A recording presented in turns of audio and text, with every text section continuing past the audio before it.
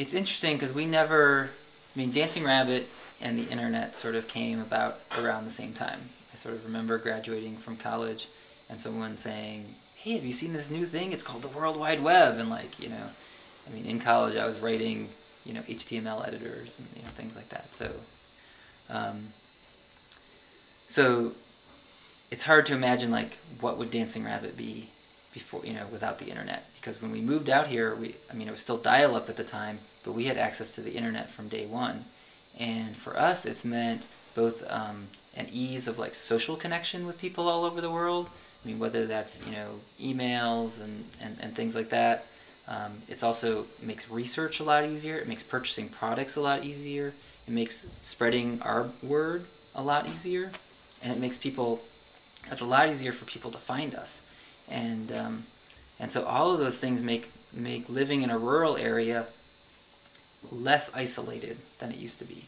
There's still isolation to some extent, more than we wish there was, but it's a physical isolation, but it's not an information isolation. It's not access to products. It's not access to people or ideas.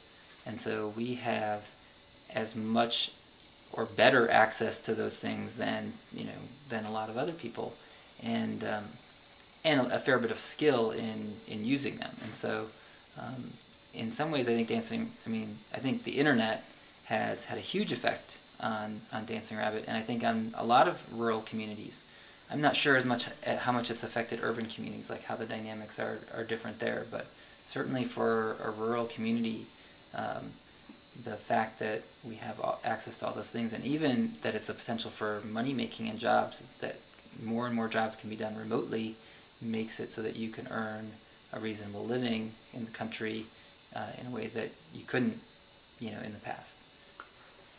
Letting go of that, the question of can you use an inherently unsustainable thing to create a sustainable lifestyle? Can you use a tractor to create your permaculture landscape? I think that's a totally valid question, and there's a lot of people who, I think, for one, you want to use them in such a way that you're not creating the need for them long term. And so, like, if you're using things to buy your way out of the system or to set up a sustainable life, then that's different than creating a life that relies on them day to day. And so, it's tricky because we used to talk, early on in Dancing Rabbit, there was a lot of way more theoretical talk about like what it meant to be sustainable.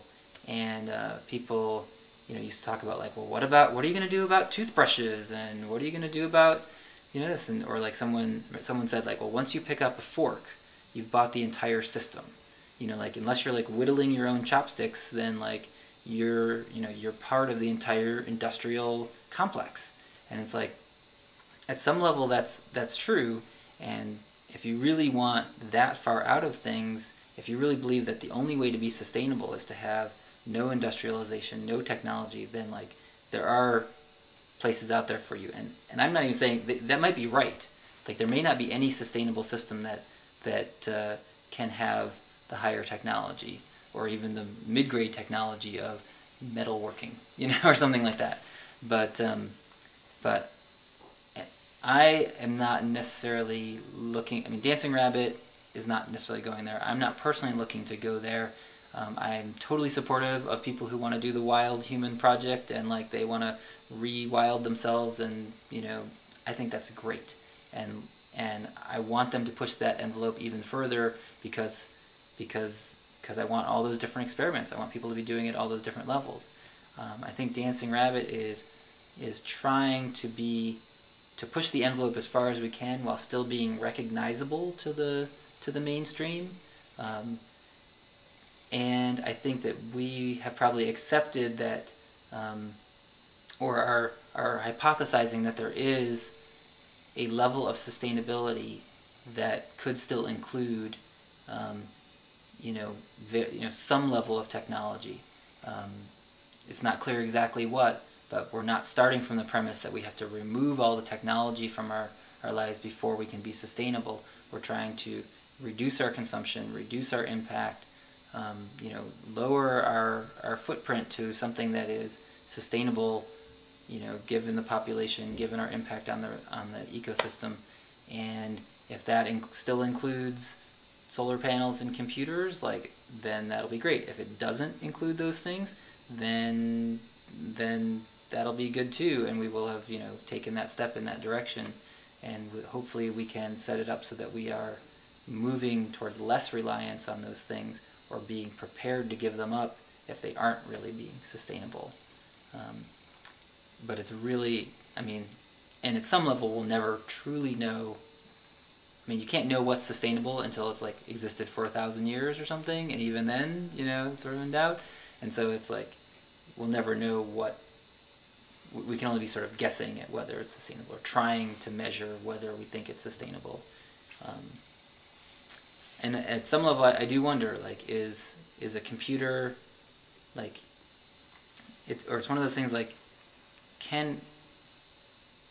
is the level of civilization and technology that's necessary to produce computers, not even necessarily, not just the energy that goes into the microchip, but just the level of sophistication that creates the entire structure that makes all of that possible.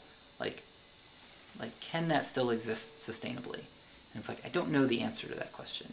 And not knowing the answer, I could choose therefore I'm just not going to use computers at all, or I can still use that tool to try and find that answer. And I guess at some level we decided that we're willing to do that within reason. And but I think there are some tools that we wouldn't choose to use, and whether that's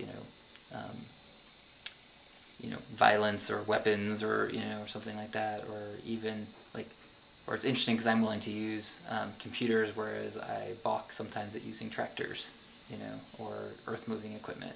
More, whereas other people love earth-moving equipment, but are oh, computers, they're evil. So it's people make their different decisions on what feels like appropriate technology to them.